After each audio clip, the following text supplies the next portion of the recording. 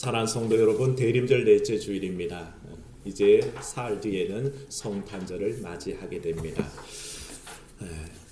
오늘도 여러분 속에 바로 아기 예수로 오실 우리 주의 그 은혜와 사랑과 평강이 함께 하시기를 축원합니다. 우리가 늘 자주 부르는 복음성가 중에 기도할 수 있는데 라는 곡이 있습니다. 다 아시죠? 기도할 수 있는데 왜 걱정하십니까? 기도하면서 왜 염려하십니까? 기도할 수 있는데 왜 실망하십니까? 기도하면서 왜 방황하십니까? 이 찬송을 보통 어떻습니까? 이 찬송은 우리의 기도의 생활을 굉장히 조목조목 지적하고 있습니다. 기도할 수 있는데도 기도하지 않고요, 기도하면서도 걱정 근심에 매여 있는 우리 삶을 지적합니다만, 사랑하는 여러분, 기도는 우리 그리스도인들의 참된 무기인 것을 믿으시기를 축원합니다. 기도가 우리 삶의 능력입니다. 그래서 많은 선지들이 믿음의 가르침을 줄 때 기도에 관해서 가르쳤습니다. 환난 날에 뭐하라? 부르짖어라. 우리의 삶 속에 주만 바라보겠나이다. 야베스가 어떻게 기도합니까? 내 지경을 넓혀 주시옵소서. 하지만 하나님께서 이 부르짖음에 응답하셨습니까? 응답하셨습니다. 그렇게 되어지는 줄로 믿습니다. 우리가 잘 아는 솔로몬 왕이 아버지 다윗의 뒤를 이어서 왕이 된 직후에 기브온 산당에서 우리가 잘 아는 1천 번제를 드렸습니다. 1천 희생제물을 가지고 하나님 앞에 예배하며 온전히 정성을 다 드렸습니다. 하나님께서 밤에 꿈에 나타나셨습니다. 솔몬 꿈에 나타나셔서 하시는 말씀이 뭐라 그러셨냐면, 내가 네게 무엇을 줄고 너는 구하라. 내가 너에게 뭘 줄까? 너는 구하라. 그렇게 물어보셨습니다. 이때 솔로몬이 왕에 오른 지 얼마 되지 않았을 때입니다. 열왕기하 3장에 보면요, 열왕기상 3장에 보면 그때 솔로몬이 고백하기를 이렇게 합니다. 주께서 아버지 다윗을 대신하여 나로 하여금 왕이 되게 하셨는데 나는 아직 어린 아이라서 출입할 줄을 모릅니다 라고 고백할 만큼 솔로몬이 이 왕위를 물려받았지만 되게 두려워하고 걱정했었습니다. 다스릴 일이 꿈 같았던 거죠.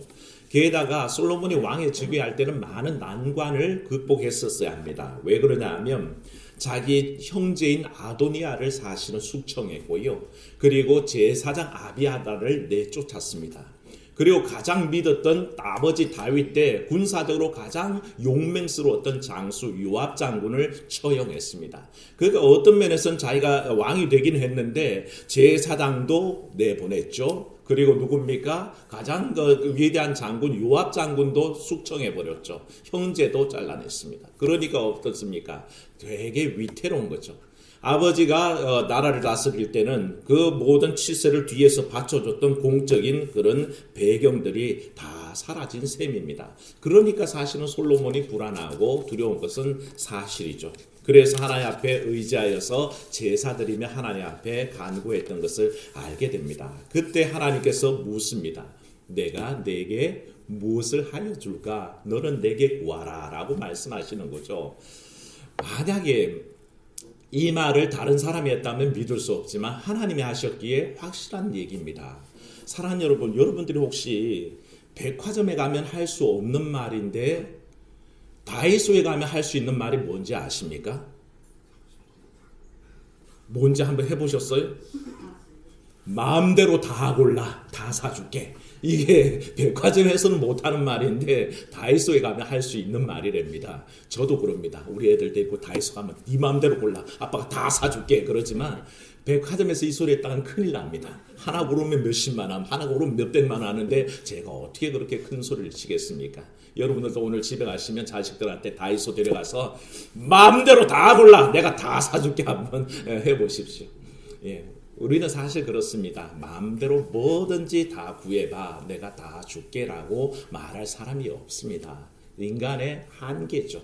그런데 하나님은 그게 가능하신 줄로 믿습니다. 우리 하나님께는 모든 것이 가기에 솔로몬에게 말씀하시는 뭐라 그러셨습니까? 너는 내게 구하라. 무엇을 줄까? 너는 구하라라고 그렇게 말씀하셨습니다.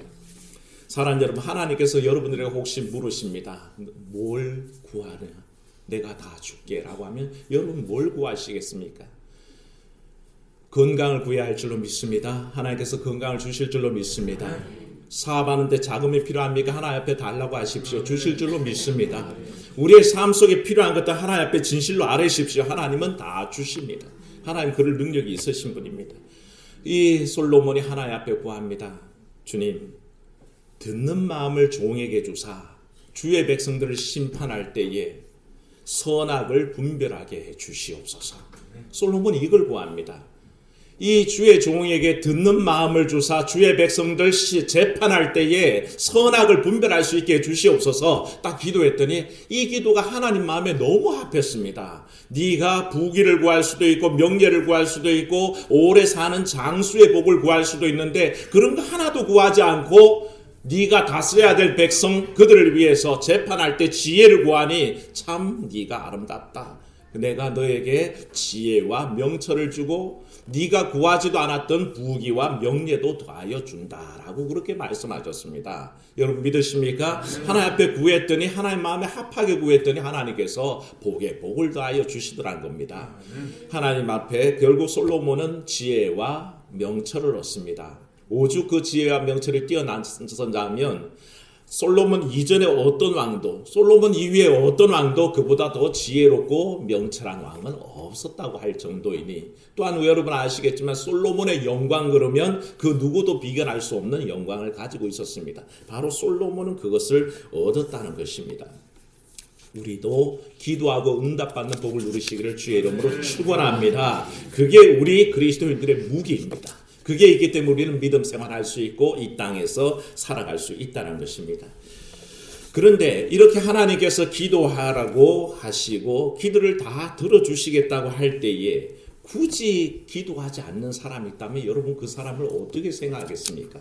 정말 어리석다라고 생각하실 터인데 오늘 말씀에 바로 그런 어리석은 사람이 나타납니다. 10절 11절 말씀만 보십시오. 읽습니다. 시작.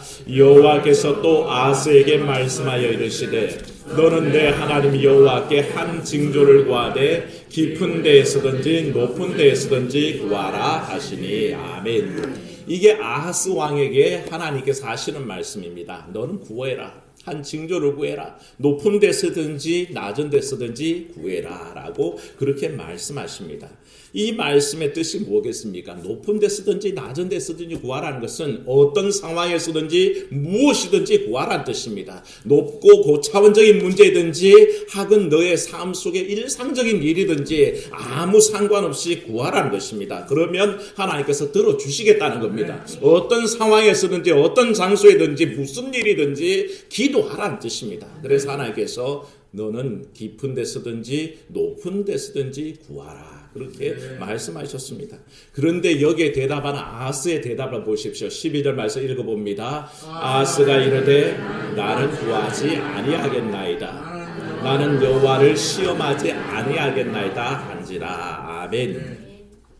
기껏 하나님이 구하라 그랬는데 아하스가 뭐라 그래요? 나는 구하지 않겠습니다. 한 가지 단서를 딱 붙인 게 나는 여호와를 시험하지 않겠습니다.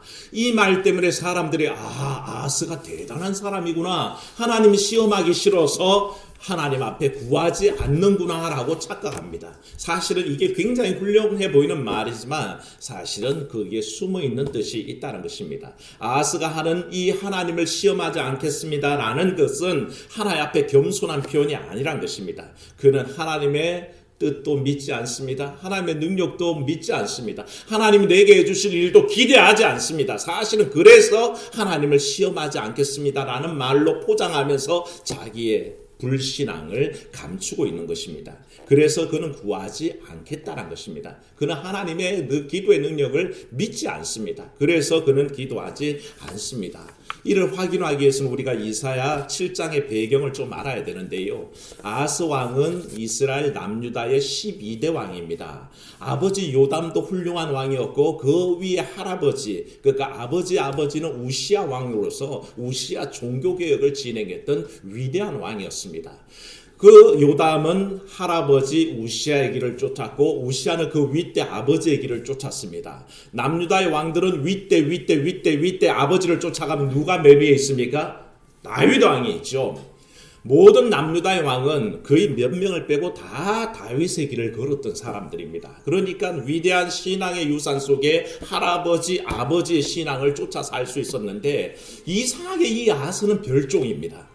할아버지가 아버지가 위대한 신앙을 가지고 있었음에도 불구하고 그는 위대한 다윗의 길을 쫓아가지 아니하고 저 이웃나라 북이스라엘의 패역한 여로보암의 길을 쫓습니다. 우상 숭배하고 온갖 패역한 일을 하나님 앞에 행하는 그 길을 쫓아가면서 이 아하스가 걸었던 길은 아버지의 길, 다윗의 길이 아니라 여로보암의 길, 패역한 길, 죄악의 길을 쫓아 걸었던 참 희한한 왕이었습니다.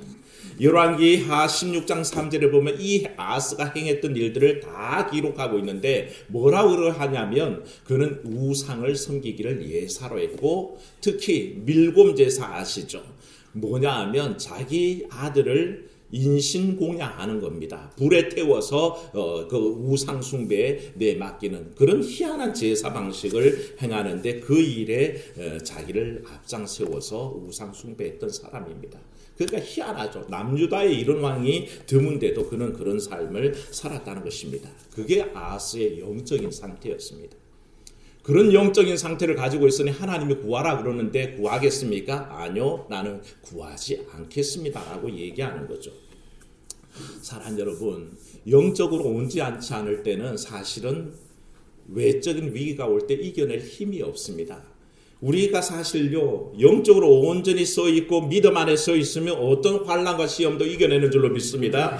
어떤 시험과 환난이 다가오지 않을 거라고는 생각하지 마십시오. 믿음이 좋으면 그런 환난이 없다? 착각입니다. 내가 신앙 안에 온전히 서 있으니까 좋은 일만 생긴다? 착각입니다. 그건 아닙니다. 내가 온전히 서 있으면 그런 환난이 다가올 때 이길 능력을 얻는 줄로 믿습니다. 그게 영적으로 온전한 삶을 사는 삶의 비결입니다. 제가 말씀드렸잖아요. 우리 몸에는 누구든지 암세포를 갖고 있습니다. 그런데 잠재적으로 있죠. 그런데 이게 어떤 상황 속에서 우리가 건강할 때 면역력과 저항력이 있으면 아무도 그게 발병하지 않습니다. 그런데 그게 언제 발병하느냐? 굉장한 극심한 스트레스가 올 때에 발병한다고 합니다. 그건 심리적인 스트레스일 수도 있고요. 물리적인 스트레스도 가할 수 있다는 거죠. 그래서 경무에 시달리고 너무너무 힘겹게 일하다가 갑자기 덜커덕 암에 걸리기도 하고요.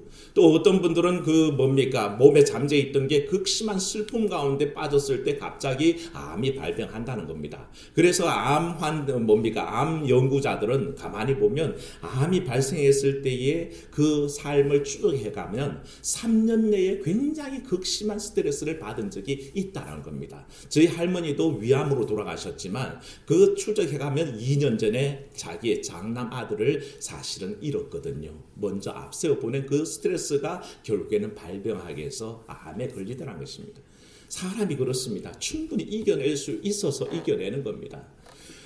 외부적인 영향력이 어떠하더라도 영적으로 온전한 사람은 그걸 이길 힘을 얻는 줄로 믿습니다. 그리스도인들에게 그런 면역력과 저항력이 뭔지 아십니까? 기도와 말씀인 것을 믿으시기를 축원합니다. 그 앞에 서 있는 사람들은 내 삶에 다가오는 외적인 스트레스가 있어도 이겨냅니다. 환난과 고통이 내게 다가와도 기도와 말씀으로 이겨냅니다. 그게 우리에게 주어준 저항력과 면역력이란 것을 우리가 알아야 됩니다. 그러니까 그 속에 살아가야 되는 거죠. 영적으로 온전치 못하면 믿음 안에 서 있지 않으면 그런 일들이 중첩되어서 환난으로 다가오면 어떻게 합니까? 대처할 힘이 없습니다. 그래서 부들부들 떨고만 있게 되는 거죠. 이 영적으로 온전치 못한 아하스에게 외적인 환난까지 겹쳐서 다가옵니다. 뭐냐면 당시에는 국제정세가 이랬습니다. 아수르가 저 북방에서 신흥국 대국으로 성장하면서 군사적으로 남쪽으로 남하하면서 압박을 합니다. 그게 직접 영향을 받았던 게 아람, 그리고 북이스라엘, 그리고 남유다도 영향권이었죠. 그런데 이 뭡니까? 아람국의 르신과 북이스라엘의 베가라는 왕이 사실은 반아수르 동맹을 결성합니다. 우리가 힘을 합쳐서 저 아수르에 맞서보자. 그렇게 동맹을 맺으면서 남유다의 아하스에게도 똑같이 요구합니다. 너도 이 반아수르 동맹에 들어와라. 그랬더니 이 아하스가 거절하죠. 나는 거기 들어가지 않는다. 나는 오히려 친아수르다. 라고 그래서 결국에는 이 두 나라가 연합해서 남유다를 치게 됩니다. 그 상황이 오늘 말씀의 배경입니다. 나라가 완전히 풍전등화와 같이 돼가지고 힘겨움 속에 있었는데 이 내용을 오늘 말씀 읽지는 않았지만 2절에 한번 가보십시오. 이사야서 7장 2절 읽습니다. 시작. 어떤 다윗의 집에 알려 이르되 아람이 에브라임과 동맹하였다 하였으므로 왕의 마음과 그의 백성의 마음이 숲이 바람에 흔들림 같이 흔들렸더라. 아멘. 부들부들 떨고 있는 겁니다. 이 두 나라가 쳐들어온다 그랬더니 온 백성들과 아하스 왕이 어쩔 줄 모르고 뭐라고요? 숲이 바람에 흔들림 같이 막 흔들리면서 걱정하고 부들부들 떨고 있는 모습이 바로 나타나는 겁니다. 사랑하는 여러분, 믿음 안에 서 있다는 것과 불신앙 안에 서 있다는 것은 이런 환란이 다가왔을 때의 차이입니다. 여러분들이 잘 아는 여호사밧 왕은 어떤지 아십니까? 아람 군대가 쳐들어올 때에 그는 도저히 대처할 능력이 없다는 것을 알았습니다. 그래서 하나님 앞에 고백하기를 우리를 치러 오는 이 큰 무리를 대적할 능력이 없고 어떻게 할 줄도 알지 못하겠고 오직 따라합시다. 주만 바라보나이다. 오직 주만 바라보나이다. 내가 어찌할 수 없는 상황, 전적인 인간의 무능을 발견한 자리에서 믿음의 사람은 어떻게 합니까? 내가 이걸 어떻게 할 줄 모르겠는데 하나님 오직 주만 바라보나이다. 하나님 힘주시옵소서. 그렇게 기도할 기회를 얻습니다. 그런데 아하스는 불신앙 속에 있으니까 어떡합니까? 그저 부들부들 떨면서 이 환란을 이겨낼 능력이 없었던 겁니다. 그게 우리 인생들의 한계입니다. 이때 우리 주님의 모습을 보십시오. 놀라운 것은 하나님의 신실하신 사랑입니다. 아하스가 패역한 세대라 그랬죠. 우상 숭배하고 밀곰 제사를 드리고 자녀를 그 인신 공양을 하는 그렇게 불에 태워서 바치는 그런 우상 숭배를 하던 사람이었는데도 불구하고 하나님께서는 이 아하스를 향한 소망의 말씀을 그치질 않습니다. 그 주요 내용이 읽지 않았지만 3절에서 10절까지 이어지는데요. 여기에 주 내용은 그렇습니다. 아람 왕 르신이나 북이스라엘의 베가를 두려워하지 말라는 것입니다. 4절 말씀 한번 읽어봅니다. 시작. 그에게 이르기를 너는 삼가며 조용하라. 르신과 아람과 르말리아의 아들이 심히 노할지라도 이들은 연기나는 두 부지깽이의 거루터기에 불과하니 두려워하지 말며 낙심하지 말라. 아멘. 이 두 나라가 아무리 연맹해서 동맹해서 쳐들어오지만 겁내지 말아라. 그저 불 연기나는 부지깽이에 불과하다는 것입니다. 부지깽이가 뭡니까? 불타 없어질 거 아닙니까? 지금 잠시 불쏘시개로 덜 쏘시고 뭡니까? 이렇게 불을 휘젓는 거지만 이것도 용도가 닿으면 어떡합니까? 불에 던져 넣어서 태워 없애버리는 것에 불과하다는 것입니다. 하나님은 얼마나 구체적으로 말씀하셨냐 하면 이 두 나라를 겁내지 말 것은 8절 말씀 한번 보십시오. 8절의 말씀 읽어봅니다. 시작. 대저 아람의 머리는 다메섹이요 다메섹의 머리는 르신이며 65년 내에 에브라임이 패망하여 다시는 나라를 이루지 못할 것이며 아멘. 몇 년 내에요? 65년, 60년도 아니고 70년도 아니고 딱 부러지게 65년 이렇게 딱 하나님이 정확하게 말씀하셨습니다. 65년 내에 두 나라가 다 멸망하여 없어질 것이니 걱정하지 말라라고 얘기하셨는데 너무나 황당한 것은 이 아하스가 이 말을 믿지 못한다는 겁니다. 그게 인생의 한계입니다. 하나님은 확실한 약속을 주셨고 너무 정확하게 65년 내에 이 나라들 망할 거니까 너는 낙심하지 말고 두려워하지 말라 했는데도 그것을 믿지 않습니다. 하나님께서 거기에 대해서 한 가지 약속을 더 주셨는데 9절 말씀 한번 보십시오. 끝부분에 한번 읽어봅니다. 만일부터 한번 읽어볼까요? 시작. 만일 너희가 굳게 믿지 아니하면 너희는 굳게 서지 못하리라 하시니라. 아멘. 이 말이 무슨 뜻입니까? 너희가 굳게 믿지 아니하면 굳게 서지 못하리라. 말을 바꾸면요. 너희가 믿음 안에 굳게 서면 너희가 굳게 서리라 하는 말씀입니다. 여러분 믿으십시오. 우리가 믿음 안에 굳게 서면 우리의 삶이 굳게 서게 될 줄로 믿습니다. 하나님 그걸 약속하신 겁니다. 처음에 뭐라고요? 낙심하지 말고 두려워하지 말라 하시더니 이번에 뭐라 하십니까? 너희가 믿음 안에 굳게 서라. 그러면 굳게 설 것이다. 그렇게 약속하셨습니다. 이 말씀 하신 다음에 또 거기에 대해서 뭐라고 하셨냐 하면 오늘 말씀대로 너희는 징조를 구하라는 것입니다. 이 하나님의 약속이 언약이 변치 않는다는 것을 확증할 수 있는 징조를 구해라 라고 얘기했는데 그 앞에서 얘기하는 게 뭡니까? 구하지 않겠습니다. 하나님 안타까워서 구하라, 부르짖어라, 간구하라, 청하라 그렇게 말씀하시는데 그 앞에 대놓고 말씀하기를 나는 구하지 않겠습니다. 기도하지 않겠습니다. 부르짖지 않겠습니다. 간구하지 않겠습니다. 저는 그거 원치도 않고요. 필요도 없고요. 믿지도 않습니다. 라는 뜻이죠. 사랑하는 여러분, 하나님을 믿는다 하면서도 그 능력을 의지하지 않고 그 앞에 기도하지 않는다는 것은 참 머리속은 사람들입니다. 왜 기도하지 않을까요? 이유는 간단합니다. 한번 따라합시다. 하나님의 능력을 부인하기 때문입니다. 사랑하는 여러분, 하나님의 능력 부인하지 마십시오. 하나님의 능력을 부인하는 사람은 기도하지 않습니다. 왜? 믿지 않기 때문에 그렇습니다. 그는요 실제로 믿었던 건 뭐냐면 눈에 보이지 않는 하나님의 능력을 믿은 게 아니라 그는 눈에 보이는 아수르의 군사력을 믿었습니다. 그래서 열왕기하 16장 7절에 보면요 아하스가 아수르에다가 사신을 보낸 다음에 이렇게 얘기합니다. 나는 왕의 신복이요 왕의 아들이라. 믿음의 사람들은 어떻게 기도해야 되는지 아십니까? 하나님, 나는 주의 종이요 나는 주의 자녀입니다 라고 기도해야 됩니다. 그게 우리 입술의 고백입니다. 근데 아하스는 뭐라고 합니까? 엉뚱한 아수르 앞에 가서 아수르 왕에게 얘기하기를 나는 왕의 신복이요 나는 왕의 아들입니다. 얼마나 잘못된 입술입니까? 차라리 하나님 앞에 하나님 나는 주의 백성입니다. 하나님 나는 주의 아들입니다. 주의 자녀입니다. 주의 손길로 나를 구원하소서 그렇게 기도해야 되는데 엉뚱한 아수르 왕 앞에 가서 나는 왕의 신복이요 왕의 아들이라 이제 아람 왕과 이스라엘 왕이 나를 치니 청하건대 올라와 그 손에서 나를 구원하소서. 하나님 앞에 드려야 될 기도를 엉뚱한 아수르 왕 앞에 가서 나를 구원하소서 그렇게 기도하는 것을 보게 됩니다. 이게 인생의 실수입니다. 하나님의 능력 믿지 않고 엉뚱한 아수르의 능력을 믿으니 이와 같이 기도하게 간구하게 되는 거죠. 기도하지 않는 21가지 이유라는 책이 있습니다. 나중에 기회가 되시면 한번 사서 읽어보십시오. 거기에는 사람들이 기도하지 않는 이유를 구체적으로 21가지를 열거하는데 이런 내용들이 대충 있습니다. 간구하는 영을 받지 못했기 때문입니다. 성령님과 교제하지 않기 때문입니다. 격식을 갖췄으면 기도하려고 하기 때문입니다. 그림을 그리듯이 구체적으로 구하지 않기 때문입니다. 계획 없이 기도하기 때문입니다. 포괄적으로 기도하지 않기 때문입니다. 수없는 얘기들을 쭉 21가지를 쓰고 있습니다만 제가 이 이야기를 쭉 보다가 마음에 딱 와닿았던 것은 이런 기도하지 않는 이유입니다. 자신이 무능하다는 사실을 모르기 때문이다. 자기가 무능한 줄 모르기 때문에 기도하지 않는다는 것과 하나님의 전능성을 믿지 못하기 때문이다. 하나님의 능력을 믿지 못하게 기도하지 않는다는 것과 기도의 유익을 모르기 때문이다. 기도의 유익을 모르는 사람은 기도하지 않는다는 거죠. 왜 기도해야 하는지 모르기 때문이다. 맞습니까? 네, 왜 기도해야 되는지 모르기 때문에 그렇습니다.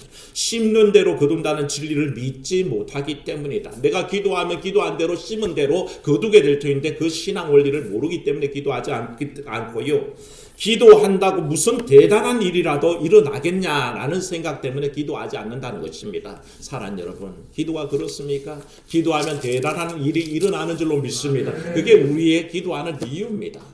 우리는 기도에서 늘 응답받고요. 기도를 통해서 삶의 변화를 일으킵니다. 그게 기도의 궁극적인 능력이라는 것입니다. 기도하지 않는 것은요. 교만하고 헛된 우상을 믿기 때문입니다.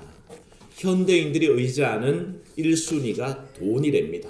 돈만 있으면 행복하고 돈만 많으면 모든 어려움을 극복할 수 있다라고 현대인들은 착각하고 살아가는데 여러분 그야말로 착각입니다. 여러분 착각하지 마십시오.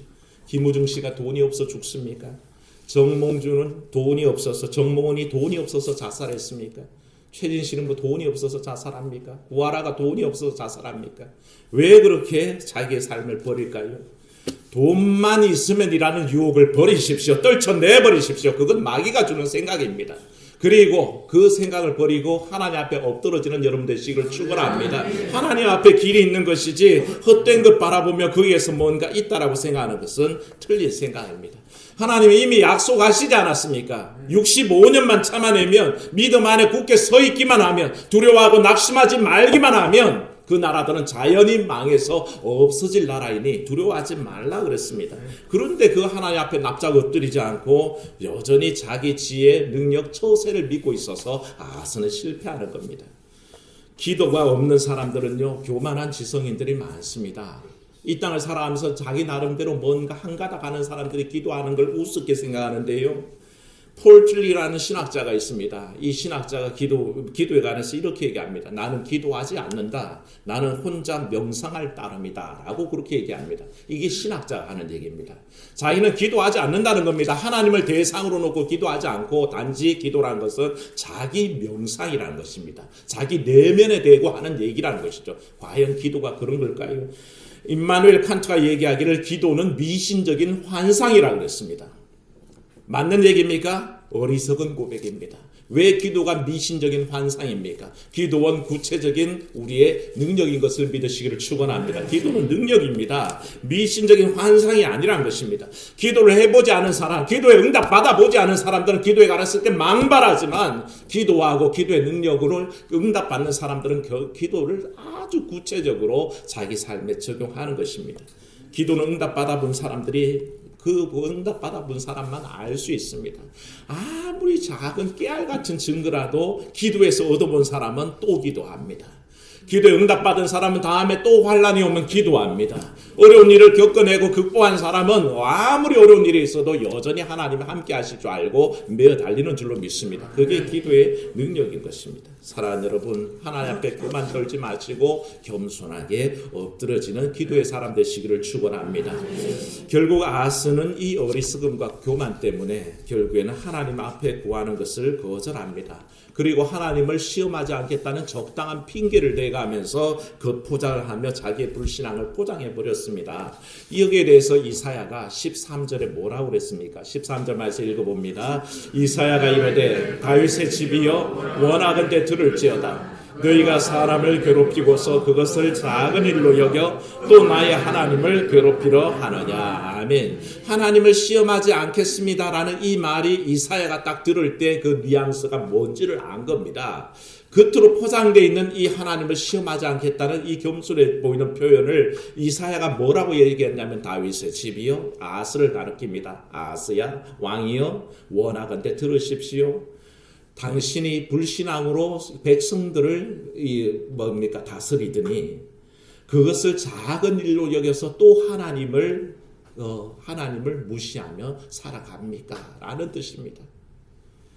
하나님에 대해서 사람만 괴롭히는 게 아니라 이제는 하나님까지 괴롭히려고 하나님이 구하라 그러는데 구하지 않고 하나님 앞에 핑계대면서 나는 하나님 시험하지 않겠습니다 라고 얘기합니까? 라고 지금 이사야가 강력하게 경고하는 겁니다.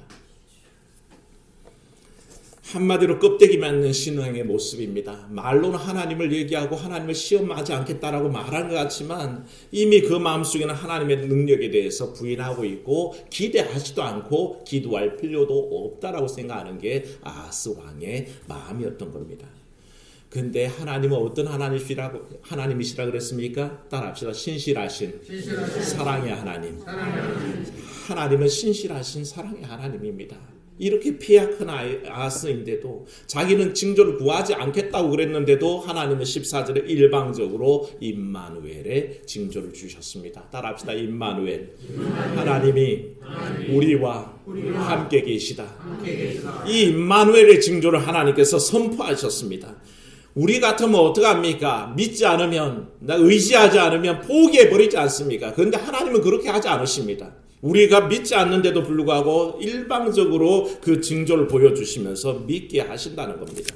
우리 역시 아하스를 욕할 게 없이 우리 모습도 그렇다는 겁니다. 믿음 안에 서 있지 않고 하나님을 신뢰하지 않고 기도의 능력을 드러내려고 하지 않는 삶을 살아갑니다. 그런데도 어떻게 하셨습니까? 하나님께서는 독생성자 예수 그리스도를 우리에게 주사 우리를 구원하신 줄로 믿습니다. 우리가 구원받은 것은요, 우리가 아직 죄인 되어 있을 때입니다. 우리가 처음부터 의로웠던 게 아닙니다. 누구든지 죄인이었는데 하나님이 그 의로우심으로 우리를 구원하셨습니다. 끝내 포기하지 않으시고 끝내 버려두지 않으시는 하나님의 지독한 사랑이 그 속에 담겨 있다는 겁니다. 바로 하나님의 임마누엘의 하나님으로 우리 가운데 찾아오셨습니다. 구원받을 자격도 없고요, 은총 입을 자격도 없습니다. 아무런 하나님 앞에 설 만한 잘난 구석이 하나도 없는데도 그 주권적인 역사로 우리를 구원하셨습니다. 그게 바로 임마누엘 하나님의 그 징조이고요. 우리가 이 대림절 넷째 주일을 보내면서 그 임마누엘의 하나님, 우리와 함께 해주시러 오시는 그 하나님을 기다리고 있다는 것을 고백해야 합니다. 사랑하는 여러분, 보라 처녀가 잉태하여 아들을 낳을 것이요 그의 이름을 임마누엘이라 하리라, 그렇게 말씀하셨습니다. 하나님이 우리와 함께 하시겠다는 것입니다. 분명한 하나님의 구원 의지죠. 처녀가 잉태하는 징조를 통해서라도 구원의 의사를 뚜렷하게 우리에게 보여주셨고요. 인생은 하나님의 은총을 거절하지만 하나님은 버려두지 않는다는 것입니다. 아하스의 위기 상황 속에 하나님 뭐라 그러셨습니까? 두려워하고 낙심하지 말아라. 믿음으로 굳게 서기만 하면 설 수 있다. 너희가 징조를 구해라. 구하고 부르짖고 간구해라. 그러면 내가 구원의 길을 알려주겠다라고 얘기하십니다.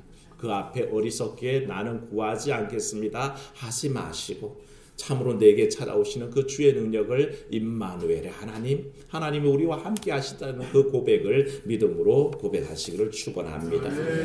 결국 아하스는 나는 구하지 않겠습니다 하고 불신앙의 태도를 보이죠. 결국은 아수르를 불러들여서 이 두 나라를 물리치기는 합니다만 그 위에 남유다는 마치 아수르의 속국처럼 지내게 됩니다.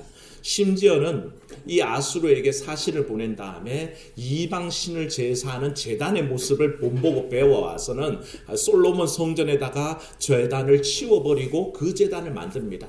얼마나 폐역했으면 하나님께 예배드리는 제단을 이방신 제단으로 바꾸어서 제사드렸던 것을 알게 됩니다. 그만큼 영적으로 더 피폐해졌고요. 역대하 28장 27절의 기록에 보면 아하스가 죽었을 때입니다.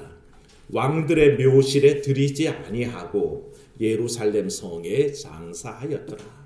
남유다 제왕들은 죽으면요 역대 왕들의 묘실에다가 모시게 되어 있습니다. 하지만 이 폐역한 아하스는 왕들의 묘실에 집어넣지 않고 예루살렘 성에만 그저 장사했다라고 얘기합니다. 죽었어도 불명예스러운 삶을 마감했다는 것입니다. 사랑하는 여러분, 능력 없는 삶 살지 마십시오. 구하라 할 때 구하십시오. 하나님께서 주시겠다 할 때 달라고 하십시오. 나는 구하지 않겠습니다. 하나님 능력 없잖아요 라고 그렇게 비꼬지 마시고 하나님 앞에 진심으로 고백하며 그 주시는 은혜를 누리시되 임마누엘의 큰 축복을 누리시기를 주의 이름으로 축원합니다. 은혜로우신 하나님께서는 다 주고 싶어 하시는데 그 앞에 구하지 않고 나는 구하지 않겠나이다. 그 어리석은 교만함을 주여 깨닫게 하여 주시옵소서. 주의 능력 앞에 엎드려지면 살 길이 열리는데 그런 기도가 무슨 소용이 있겠나. 기도를 하든 안 하든 늘 정해진 일인데 라고 주의 능력을 부인해버릴 때에 우리의 삶이 피폐해지는 것을 고백합니다.